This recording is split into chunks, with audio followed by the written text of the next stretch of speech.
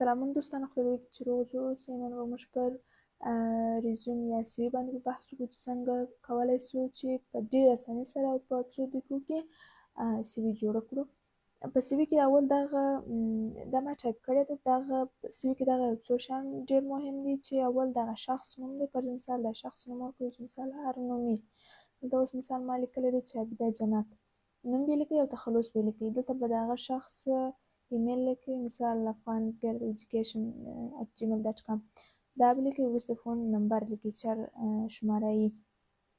دغه مهم دي. او بل دلته ابجکټیو ورته لیکئ چې مثال کوم موسسې ته یا کوم پوزیشن ته مثال تاسو غواړئ خپل سی وي ولېږئ، دغه وظیفې په اړه خپل. بل هم د ایجوکیشن برخه یې ډېره مهمه ده چې مثال د کوم ځای څخه فارغه شوي یاست. مثال دلته ما یو مثال لیکلی دی چې I have graduated from computer science. دا ورته لیکئ. مثال د مکتب څخه فارغه شوي یاست، د سنټر څخه فارغه شوي یاست، د انسټیټوت څخه فارغه شوي یاست، د هر ځای څخه چې فارغه شوي یاست هغه ټول په دغه ساحه کې ورته لیکئ.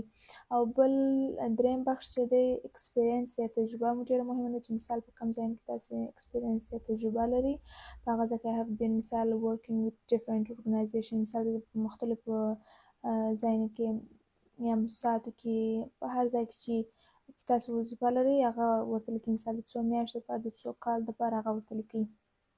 او وروسته مثال ژبه ورته لیکئ چې مثال پښتو مثال خپل مورنۍ یا نیټیو ژبه ده، مثال دري او انګلیسي.